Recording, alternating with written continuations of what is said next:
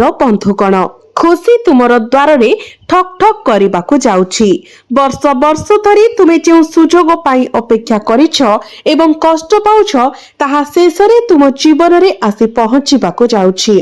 कोनोसी परिस्थिति रे एही सुजोग को तुमर हातरु खसी जिबाको दियंतु नाही, कारण जदि एहा थरे खसी जाए तेबे एहा आउ केबे फेरिबो नाही। आगामी 24 घंटा तुमको एक प्रकृत चमत्कार सुजोग प्रदान करने जाउछि। एपरि सुजोग जहा केवल प्रकृत भाग्यवान माने पाइबार सौभाग्य पाई थांती। तेणु मोर कथा को अत्यंत ध्यानर सहित शुणंतु। बंधुगण, आपणकर शत्रु आपणकर जीवन को नष्ट करने षड्यंत्र करुछि। सेमाने तुमको सेमानंकर फासरे फसाइबाको चाहुछंती। तुमर शत्रु तुम निकटतर अंचल रे लुचि रहिछि एवं वर्तमान तुम विरुद्ध रे एक बड़ षड्यंत्र रचना करुछि। तथापि जदि तुमे एही निर्दिष्ट कार्य कर तेबे एही समय तुम पाई एक अत्यंत शुभ समय परिणत हेबो। एहा व्यतीत घटनार सत्य शुणी तुमे संपूर्ण आश्चर्य होइजिब। मु तुमको जणाइबाकू चाहुछि जे तुमे एही भिडियोटी संपूर्ण एकाकी देखिबा उचित, कारण एक महान एवं शक्तिशाली शक्ति एबे आपणक सहित एकत्रित होइछि। तुम घर भितरे एक दिव्य शक्ति आसी पहुंचीछि, एक पवित्र उपस्थिति जहा तुमर जीवन को संपूर्ण भाबरे परिवर्तन करबाको जाउछि। एही दिव्य शक्ति बारंबार तुम घर को आसी थाए। एही दिव्य शक्ति बारंबार आपणक घर को आसी थाए। प्रकृत रे एहा आपणक वासस्थान मध्यरे एक वासस्थान स्थापन करिछि। केबे भी कोनोसी परिस्थिति रे एहाको असम्मान करिबार भूल करंतु नाही, कारण जदि एही दिव्य शक्ति आपणक उपरे असंतुष्ट हुए तेबे आपणक घरर समस्त खुशी संपूर्ण भाबरे नष्ट होइछिबो। तेणु मोर कथा को अत्यंत सतर्कतार सहित शुणंतु। बंधुगण, आमे स्वीकार करूछु जे आपण अतीत रे आपणक जीवन रे विशाल संकटर सम्मुखीन होइछंती, किंतु वर्तमान आपणक समस्त असुविधार अंत हेबार समय आसीछि। ईश्वर 3टी स्पष्ट संकेत पठाइछंती जहा आपणकर समग्र जीवन को संपूर्ण भाबरे पुनः आकृति देबार शक्ति रखे। बंधुगण, शेषरे आपणक अस्तित्व रे प्रकृत खुशीर समय उदित होइछि। केवल निश्चित करंतु जे आपण सेही गोटिए गुरुतर भूल करूनाहंती। आजिर भिडियो रे देखा जाइथिबा समस्त सूचना एवं अंतर्दृष्टि सठिक ज्योतिष गणना उपरे आधारित। एही सूचना सुनिबा परे आपणक जीवन रे एक गभीर परिवर्तन होई पारे। बंधु माने 5टी स्पष्ट संकेत एबे स्पष्ट भाबरे दृश्यमान हेउछि। आमे जानिछु जे गत किछि वर्ष मध्यरे तुमे अनेक संकटर सम्मुखीन होइछ एवं बहुत कष्ट सहिछ, किंतु सेही समस्त असुविधा एबे दूर हेबाकू जाउछि। बंधुगण, आगामी 24 घंटा मध्यरे तुमर जीवन तुमे सेही सुख पाइबार द्वार रे अछ जहा पाई तुमे एते कष्ट सहिछ। तथापि जड़े निर्दिष्ट व्यक्ति अछंती जे तुमर खुशी पाई तीव्र ईर्षा रे ग्रासित। फलस्वरूप एही व्यक्ति तुमर समस्त खुशी को संपूर्ण नष्ट करबाको चेष्टा करूछंती। मु तुमको एही शत्रुर नाम आछि प्रकाश करिबी एवं मु तुमको एही शत्रु तुमर खुशी को किपरि विषाक्त करूछि से विषय संपूर्ण विवरणी प्रदान करिबी। यह कोनसी अपरिचित व्यक्ति नुहे। एही व्यक्ति तुमर पाखापाखी स्थान रे तुमर निज प्रियजनक मध्यरे एवं चतुरतार सहित सेमानंको तुम ठारु दूरेई नेउछि। मोर कथा को अपमानना करिबार भूल कर नाही। आजी मु एक गुप्त कथा उन्मोचन करिबाकू जाउछि। एहा सुनिबा परे तुमे संपूर्ण आश्चर्य होइछिबो। प्रकृत रे भाग्यवान सेही व्यक्ति हबो जे मोर वार्ता को पूर्ण ध्यान सहित सुनिबो एवं ग्रहण करिबो। देखंतु बंधु माने, जदियो केही तुमको सुंदर कथा कहि पारे किंतु केही तुमको केबे तुम जीवन रे करिथिबा प्रकृत भूल, तुमर निर्दिष्ट दुर्बलता किंबा तुमको संशोधन करबाको आवश्यक हेउथिबा क्षेत्र एवं तुमको ग्रहण करबाको पड़िबाको थिबा सतर्कता विषय कहिब नाही। आज मु तुमको सेही सत्य गुड़िक स्पष्ट भावरे प्रकाश करिबी, जे सत्य गुड़िक तुम ठारू ए पर्यंत लुचि रहिछि, जहा केही तुमको कहिबाको साहस करि नाहंती। जेतेबेले एही प्रकाश गुड़िक तुम सम्मुखरे प्रकाशित हेबो ତୁମେ ସମ୍ପୂର୍ଣ୍ଣ ନିର୍ବାକ ହୋଇଯିବ। ତେଣୁ ବନ୍ଧୁଗଣ, ଏହି ଭିଡିଓକୁ ସର୍ବାଧିକ ଏକାଗ୍ରତାର ସହିତ ଦେଖ। କେବଳ ଯେତେବେଳେ ତୁମେ ସମ୍ପୂର୍ଣ୍ଣ ଏକା ଥିବ, ଯେତେବେଳେ ସମଗ୍ର ଘର ଖାଲି ଥିବ। ତୁମର ଶତ୍ରୁ ଏହି ସତ୍ୟର ସାମାନ୍ୟ ଫୁସଫୁସ ମଧ୍ୟ ଧରିବା ଉଚିତ ନୁହେଁ, କାରଣ ତୁମର ଶତ୍ରୁ, ତୁମର ସପଥିତ ଶତ୍ରୁ ବର୍ତ୍ତମାନ ପ୍ରତ୍ୟେକ କଳ୍ପନାଯୋଗ୍ୟ ଦୃଷ୍ଟିକୋଣରୁ ତୁମ ବିରୁଦ୍ଧରେ ଷଡ଼ଯନ୍ତ୍ର ରଚନା କରୁଛି। ଏହି ଶତ୍ରୁ ତୁମକୁ ସବୁ ଦିଗରୁ ନଷ୍ଟ କରିବାକୁ ଚେଷ୍ଟା କରୁଛି। କେବଳ ତୁମର ବାକି ଦିନ ପାଇଁ ଦୁଃଖୀ ରହିବା ବ୍ୟତୀତ ଆଉ କିଛି ଚାହୁଁନାହିଁ। ନିଶ୍ଚିତ କରିବା ପାଇଁ ଯେ ପ୍ରକୃତ ଖୁସି କେବେ ତୁମ ଜୀବନରେ ଯେମିତି ପ୍ରବେଶ ନ କରେ, ସେଥିପାଇଁ ମୁଁ ଆଜି ତୁମକୁ ଏକ ଗଭୀର ସତ୍ୟ ପ୍ରକାଶ କରିବାକୁ ଯାଉଛି। ଏହାକୁ ଅତ୍ୟନ୍ତ ସତର୍କତାର ସହିତ ଶୁଣ। ପ୍ରଥମତଃ, ଏହି ଭିଡିଓ ଆରମ୍ଭ କରିବା ପୂର୍ବରୁ ମୁଁ ଅନୁରୋଧ କରୁଛି ଯେ ମାତା ରାଣୀଙ୍କର ପ୍ରତ୍ୟେକ ସଚ୍ଚା ଭକ୍ତ ଯେଉଁମାନେ ବର୍ତ୍ତମାନ ଏହାକୁ ଦେଖୁଛନ୍ତି, ଏହି ମୁହୂର୍ତ୍ତରେ କମେଣ୍ଟ ବକ୍ସରେ ଜୟ ମାତା ରାଣୀ ନିଶ୍ଚୟ ଲେଖନ୍ତୁ ଏବଂ ଭିଡିଓକୁ ଲାଇକ୍ କରି ଚ୍ୟାନେଲକୁ ସବସ୍କ୍ରାଇବ କରିଦିଅନ୍ତୁ। ବନ୍ଧୁଗଣ, ଏହି ଗୁପ୍ତ କଥା ତୁମଠାରୁ ବହୁ ବର୍ଷ ଧରି ଲୁଚି ରହିଛି। ତଥାପି ଜଣେ ନିର୍ଦ୍ଦିଷ୍ଟ ଦେବତା ଅଛନ୍ତି ଯିଏ ପ୍ରତ୍ୟେକ ପଦକ୍ଷେପରେ ତୁମକୁ ଜଗି ରହିଛନ୍ତି। ଜଣେ ଦେବତା ଯିଏ ଅନେକ ଥର ତୁମକୁ ମୃତ୍ୟୁ ମୁଖରୁ ଫେରାଇ ଆଣିଛନ୍ତି। ଏହି ଦେବତା ତୁମକୁ ଗୁରୁତ୍ୱପୂର୍ଣ୍ଣ ସଂକେତ ପଠାନ୍ତି ଏବଂ ଯଦି ତୁମେ ସମୟ ମଧ୍ୟରେ ଏହି ସଂକେତ ଗୁଡ଼ିକ ବୁଝିପାରିବ, ତୁମର ଜୀବନର ସମସ୍ତ ଦୁଃଖର ଅନ୍ତ ହୋଇପାରେ। କାରଣ ଈଶ୍ୱର ଏହି ସଂକେତ ଗୁଡ଼ିକୁ ତୁମକୁ ପଠାଉଛନ୍ତି ଏବଂ କେବଳ ତୁମକୁ। ବନ୍ଧୁଗଣ, ଯଦି ତୁମେ ଧନୀ ହେବାକୁ ଚାହୁଁଛ, ତେବେ କିଛି ବିଷୟ ପ୍ରତି ଧ୍ୟାନ ଦିଅ। ଏଗୁଡ଼ିକ ତୁମକୁ ଅତ୍ୟନ୍ତ ଧନୀ କରିବାର ଶକ୍ତି ରଖିଛି। ବନ୍ଧୁଗଣ, ତୁମର ସମସ୍ୟା ଏବେ କେବଳ ଆଉ କିଛି ଦିନ ପାଇଁ ଅତିଥି। ତୁମ ଜୀବନର ସମସ୍ତ ସଙ୍କଟ ସମାପ୍ତ ହେବାକୁ ଯାଉଛି। ତୁମେ ଯେଉଁ ଖୁସିର ସ୍ୱପ୍ନ ଦେଖିଛ, ଯେଉଁ ଆନନ୍ଦ ଏପର୍ଯ୍ୟନ୍ତ ତୁମଠାରୁ ଦୂରେଇ ରହିଛି, ଶେଷରେ ତୁମର ହେବା ପାଇଁ ସ୍ଥିର ହୋଇଛି। ବନ୍ଧୁଗଣ, ଏହି ସତ୍ୟ ଶୁଣି ତୁମ ଆଖିରୁ ଆନନ୍ଦର ଲୁହ ଆସିପାରେ। ବନ୍ଧୁଗଣ, ଗତ କିଛି ବର୍ଷ ଧରି ତୁମେ ତୁମର ଜୀବନରେ ଅନେକ ଜିନିଷ ହାସଲ କରିବାକୁ ଚେଷ୍ଟା କରିଛ, କିନ୍ତୁ ଅନେକ ବାଧା ବାରମ୍ବାର ତୁମର ପ୍ରଗତିକୁ ବାଧା ଦେଉଥିଲା। ସମାପ୍ତିର ଦ୍ୱାରରେ ଥିବା କାର୍ଯ୍ୟଗୁଡ଼ିକ ପ୍ରାୟତଃ ଶେଷ ମୁହୂର୍ତ୍ତରେ ଭାଙ୍ଗି ପଡୁଥିଲା। ତଥାପି ତୁମେ କେବେ ହାର ମାନିବାକୁ ନଥିଲ। ତୁମେ କେବେ ସାହସ ହରାଇ ନାହଁ ଏବଂ ବର୍ତ୍ତମାନ ତୁମେ ସେହି ସମସ୍ତ ଦୃଢ଼ତାର ପୁରସ୍କାର ପାଇବାକୁ ଯାଉଛ। ବର୍ଷ ବର୍ଷ ଧରି ତୁମେ ଯେଉଁ କାମ ପୂରଣ କରିବାକୁ ଚେଷ୍ଟା କରିଛ, ଯେଉଁ ଜିନିଷ ଗୁଡ଼ିକ ପାଇଁ ତୁମେ ଆଗ୍ରହୀ ଅଛ, ଏବେ ସବୁ ଆପଣଙ୍କର ହେବ। ତଥାପି ତିନୋଟି ଭୁଲ ଅଛି ଯାହାକୁ ତୁମେ ଯେକୌଣସି ମୂଲ୍ୟରେ ଏଡ଼ାଇ ରହିବା ଉଚିତ। ପ୍ରଥମ ଭୁଲ, ଯାହା ତୁମ ଜୀବନରେ ପ୍ରାୟତଃ ପୁନରାବୃତ୍ତି କରିଥାଅ, ଏହା ହେଉଛି ସମୟ ପୂର୍ବରୁ ନିଜର ଖୁସିକୁ ଦୁନିଆ ଆଗରେ ପ୍ରସାରଣ କରିବା। ଏପରି କରନ୍ତୁ ନାହିଁ। ଯେପର୍ଯ୍ୟନ୍ତ ଆପଣ କେବଳ ଏକ କାର୍ଯ୍ୟ ଯୋଜନା କରୁଛନ୍ତି ଏବଂ ଯେପର୍ଯ୍ୟନ୍ତ ସେହି କାର୍ଯ୍ୟ ସଫଳତାର ସହିତ ସମାପ୍ତ ହୋଇନାହିଁ, କୌଣସି ପରିସ୍ଥିତିରେ ଏହା ବିଷୟରେ କାହା ସହିତ ଆଲୋଚନା କରନ୍ତୁ ନାହିଁ। ମୁଁ ଏହା କରିଛି, ମୁଁ ତାହା କରିଛି, ମୁଁ ଆଜି ଏହି ଯୋଜନା କରିଛି କିମ୍ବା ମୁଁ କାଲି ତାହା କରିବାକୁ ଯାଉଛି ବୋଲି ଗର୍ବ କରି ବୁଲିବେ ନାହିଁ। କାହା ନିକଟରେ ଆପଣଙ୍କର ଯୋଜନା ପ୍ରକାଶ କରନ୍ତୁ ନାହିଁ, ନଚେତ ଆପଣଙ୍କ ଶତ୍ରୁ ଏବଂ ବିରୋଧୀମାନେ ଆପଣଙ୍କ ପ୍ରକୃତ ଉଦ୍ଦେଶ୍ୟ ଜାଣିପାରିବେ। ତାପରେ ସେମାନେ ତୁମକୁ ନଷ୍ଟ କରିବାକୁ ବାହାରିବେ ଏବଂ ବହୁତ ବିଳମ୍ବ ହେବା ପର୍ଯ୍ୟନ୍ତ ଆପଣ ସେମାନଙ୍କର ଚକ୍ରାନ୍ତକୁ ମଧ୍ୟ ଜାଣିପାରିବେ ନାହିଁ। ତେଣୁ କେବେ ବି ସମୟ ପୂର୍ବରୁ ତୁମର ଖୁସିକୁ ପ୍ରସାରଣ କରନ୍ତୁ ନାହିଁ, ନଚେତ ତୁମର ସମସ୍ତ ଆନନ୍ଦ ସମ୍ପୂର୍ଣ୍ଣ ନଷ୍ଟ ହୋଇପାରେ। ଦେଖନ୍ତୁ, ଏହା ଆପଣଙ୍କର ସମସ୍ତଙ୍କ ପାଇଁ ଏକ ଅତ୍ୟନ୍ତ ଅନୁକୂଳ ସମୟ ହେବାକୁ ଯାଉଛି। ଆଗାମୀ 24 ଘଣ୍ଟା ମଧ୍ୟରେ ଜୀବନ ଆପଣଙ୍କୁ ପ୍ରଚଣ୍ଡ ସୁଯୋଗ ଏବଂ ଗୁରୁତ୍ୱପୂର୍ଣ୍ଣ ସମ୍ଭାବନା ପ୍ରଦାନ କରିବାକୁ ଯାଉଛି। ତଥାପି ଆପଣ ଏହି ସୁଯୋଗ ଗୁଡ଼ିକୁ କିପରି ଗ୍ରହଣ କରନ୍ତି ଏବଂ ଏହି ସୁଯୋଗ ଗୁଡ଼ିକୁ କିପରି ବ୍ୟବହାର କରନ୍ତି, ସେ ବିଷୟରେ ଆପଣଙ୍କୁ ବିଶେଷ ଧ୍ୟାନ ଦେବାକୁ ପଡ଼ିବ। ଏହି ବିଷୟ ଗୁଡ଼ିକୁ ନେଭିଗେଟ୍ କରିବାରେ ଆପଣଙ୍କୁ ଜ୍ଞାନ ଏବଂ ବୁଝାମଣା ବ୍ୟବହାର କରିବାକୁ ପଡ଼ିବ। ତୁମେ ନିଶ୍ଚିତ ଭାବରେ ଅନେକ ସୁଯୋଗ ପାଇବ, କିନ୍ତୁ ତୁମକୁ ତୁମର ଭିତରର ଅହଙ୍କାର ଏବଂ ଈର୍ଷାର ଭାବନାକୁ ପରିଷ୍କାର କରିବାକୁ ପଡ଼ିବ। ବରଂ ତୁମ ପାଖକୁ ଆସୁଥିବା ସୁଯୋଗ ଗୁଡ଼ିକୁ ଗ୍ରହଣ କରି ସକ୍ରିୟ ଭାବରେ କାମ କରିବାକୁ ପଡ଼ିବ।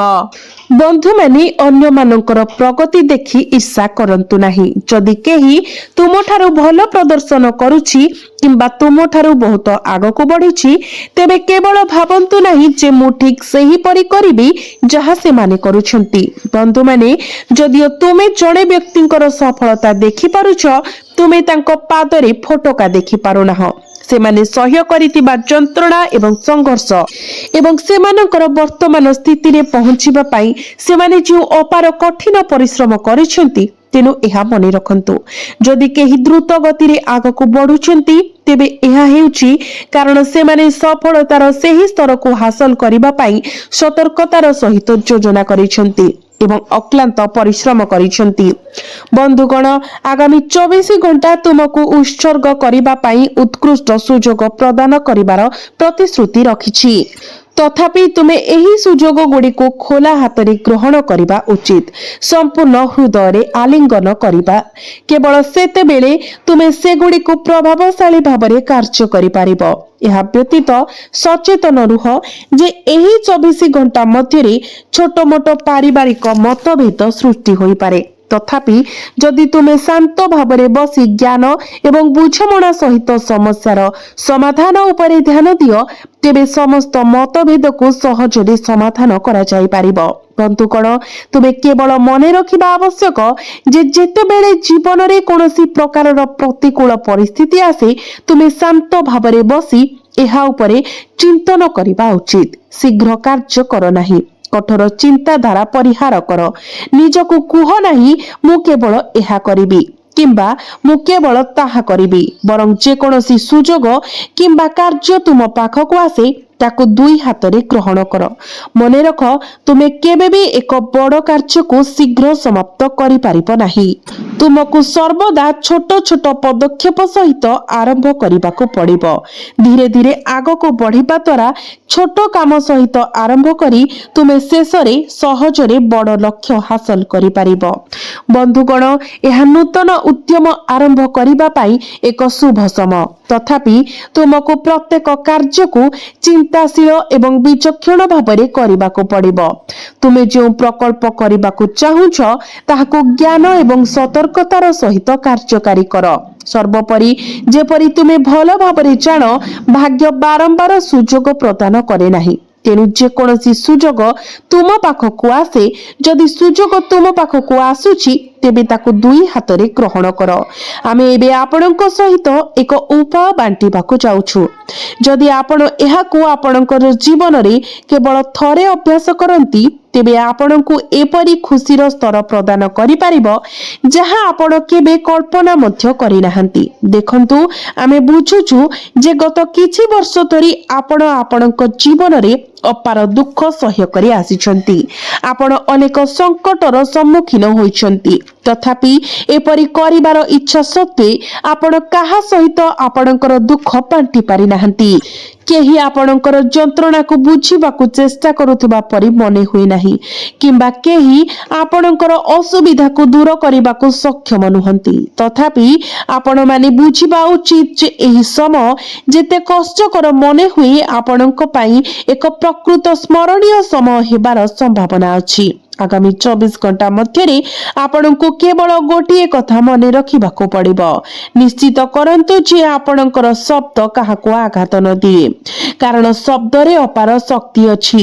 କୌଣସି ଶବ୍ଦ କହିବା ପୂର୍ବରୁ ଆପଣଙ୍କୁ ଅଟକି ପ୍ରତିଫଳିତ ହେବା ଉଚିତ। ଆପଣ ନିଜକୁ ପଚାରିବା ଉଚିତ, ଯଦି ଅନ୍ୟ କେହି ମୋତେ ଏହି ଶବ୍ଦ ଗୁଡ଼ିକ କୁହନ୍ତି, ତେବେ ମୁଁ କିପରି ଅନୁଭବ କରିବି?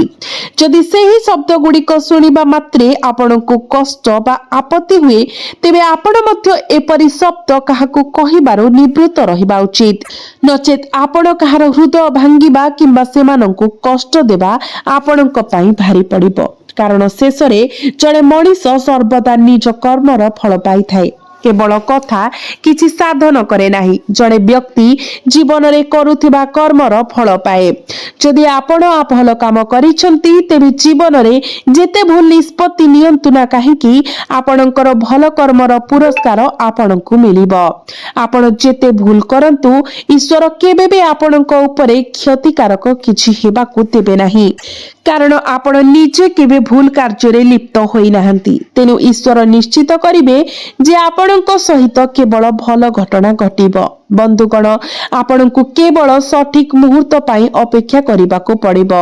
आगामी 24 घंटा मध्यरे आपणकु आपणकर काम किबा वृत्ति सहित जड़ित एक यात्रा करिबाकु पड़ी पारे। जदि आपण दीर्घ समय धरी चाकरी करिसंती किंतु एपर्यंत आपणक क्यारियर रे पदोन्नति किंबा उन्नति पाई नाहंती, तेबे बंधुगण आगामी 5टी सोमवार पाई आपणकु भगवान महादेव को सच्चोट हृदय खुशी करिबा पाई चेष्टा करिबाकु पड़िबो। आगामी 5 सोमवार पाई प्रार्थना एवं पूजा माध्यम सत्य आंतरिकता सहित भगवान महादेवଙ୍କ निकटरे निजको समर्पित करंतु। तापरे देखंतु से किपरि आपणकर जीवन को खुशी रे पूर्ण करंती। बंधुगण, जदि आपण आपणक जीवन रे कोनोसी प्रकार दुख अनुभव करूछंती तेबे आपण अन्नदान अभ्यास करबा उचित। भोकिला व्यक्ति को खाद्य दियंतु, किंबा जदि आपण आपणकर पड़ोसी रे कोनोसी भोकिला किंबा तृषार्त गोमाता किंबा कुकुर को देखंती तेबे सेमानंकु रुटी किंबा पानी दियंतु। मने रखंतु यह ग्रीष्म ऋतु। जदि आपण अन्यर पेट पूरण करंती तेबे आपणकर निजर आवश्यकता मध्य निश्चित भाबरे पूरण हेबो। आपणक जीवन रे आसुथिबा समस्त संकट स्वयंचालित भाबरे समाधान होइछिबो एवं आपण वर्तमान सम्मुखीन हेउतबा समस्या गुड़िक आपे आपे कमिबा आरंभ करिबो।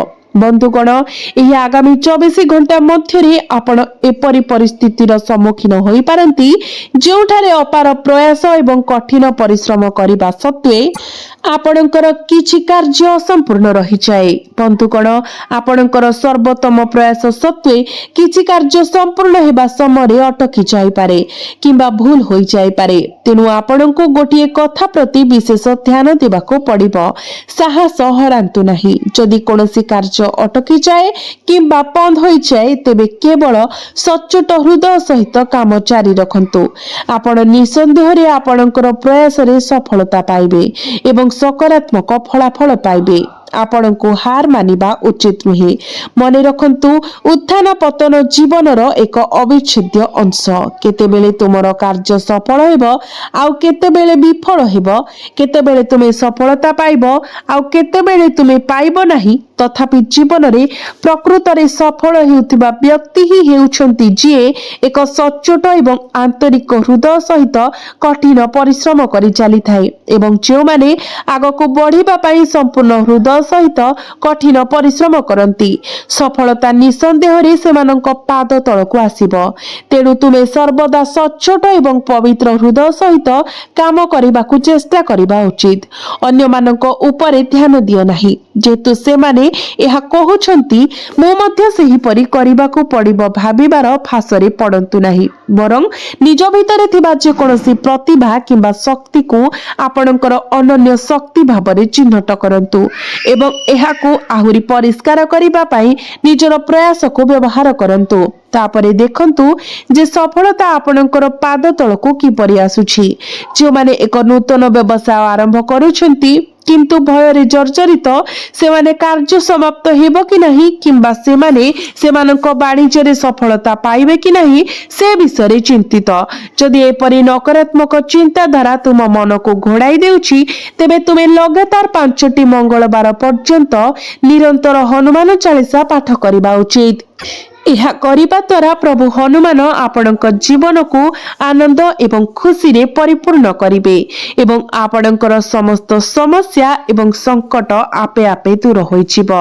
एही समय मध्यरे आपणको आर्थिक निष्पत्ति नेबा समय बहुत विचक्षणता अवलंबन करिबाको पड़िबो। जदि आपण कोनोसी विनियोग विषय चिंता करूछंती किंबा कोनोसी स्थान रे पुंजी निवेश करिबाको योजना करूछंती तेबे आपण नेइथिबा प्रत्येक आर्थिक निष्पत्ति ज्ञान एवं दूरदृष्टि सहित नियाजिबा उचित। शीघ्र निष्पत्ति नेबा भविष्यतर दुख को नहीं पारे। तेनु निश्चित करंतु जे आपण नेइतिबा प्रत्येक निष्पत्ति को सतर्कतार सहित विचार करा जायछि। अन्य केही आपणको एपरि करिबाको परामर्श देइथिबारु किंबा आपण जणे अजणा व्यक्तिंको कथा सुनिथिबारु आपणकर योजना परिवर्तन करंतु नाही किंबा कोनोसी नूतन निष्पत्ति नियंतु नाही। मने रखंतु एपरि लोक अछंती जे माने आपणको मूल पथरे नै जिबाको किंबा आपणको प्रकृत पथरु आपणको विचलित करिबाको चेष्टा करिवे। फलस्वरूप आपणको सतर्कतार सहित निष्पत्ति नेबाको पड़िबो। आपणको केवल सेही निष्पत्ति नेबाको पड़िबो जा आपणको पई सठिक एवं उपयुक्त मने हेबो। केवल अन्य मानकर परामर्श किंबा प्रतिश्रुति उपरे आधारित कोनोसी निष्पत्ति नियंतु नाही, नचेत आपण परवर्ती समय निजको गुरुत्वपूर्ण असुविधार सम्मुखीन हेबाको पाइबे। एहा व्यतीत एही आगामी 24 घंटा मध्यरे आपण आर्थिक क्षेत्र रे गुरुत्वपूर्ण सफलता हासिल करिबाको जाउछंती। जदि आपणकर टंका कोनोसी स्थान रे अटकी रहिछि किंबा जमा होइछि जहा आपण दीर्घ समय धरि पुनरुद्धार करि पारि नाहंती, तेबे आगामी 24 घंटा मध्यरे आपण सफलतार सह सेही अटकी रहितिबा पुंजी पुनरुद्धार करिवे। एते दिन धरी अपहंच थिबा टंका शेषरे आपणक हातको फेरी आसीबो। तथापि दयाकरी एहा मने रखंतु, आपणको सेही उद्धार होइतिबा टंकार एक अंश दान करिबा उचित। जदि आपण आपणकर संपत्ति भल कार्य विनियोग करती तेबे आपणकर टंका केवल वृद्धि पाइब नाही बरं प्रचुर परिमाण रे आपणक पाखको फेरिबो। जेतेबेले आपण टंका विनियोग करती सेतेबेले चिंताशील एवं विचक्षण भावरे करंतु। जेतेबेले आपण दानशील किंबा आध्यात्मिक कारण पाई योगदान करिबा पाई एक छोट अंश रखंती, यह करिबा द्वारा आपण सकारात्मक पुरस्कार पाइबे एवं भविष्यत रे आपणकर निवेशित पुंजी बहुत अधिक लाभ देबा आरंभ करिबो। उदाहरण स्वरूप जदि आपण 1 लाख टंका रोजगार करती तेबे आपणको सेही परिमाणर 5000 टंका दानमूलक प्रयास पाई बंटन करिबा उचित। आपण एही टंका को जने अभावी व्यक्ति को खाइबाकू दे पारिबे किंबा जदि आपण एपरि कोनोसी पशु को पांती जे दीर्घ समय धरि भोकिला अछि एवं उपयुक्त खाद्य पाई पारु नाही एवं अत्यधिक भोक एवं शोषरे पीड़ित अछि, तेबे आपण एहाको सेही पशु को खाइबाकू दे पारिबे। एहा करिबा द्वारा केवल पशुर दुख दूर हेबो नाही बरं आपणक जीवन रे आसुथिबा संभाव्य संकट को एडाइबारे मध्य सहाय्य करिबो। तेनु आपण सर्वदा आपणक धनर एक छोट अंश दान एवं आध्यात्मिक गुण पाई उत्सर्ग करिबा उचित। एही अभ्यास आपणक जीवन रे शांति एवं खुशी विराजमान करिबो एवं भविष्यतर प्रतिकूल परिस्थिति रो मध्य आपणको रक्षा करिबो।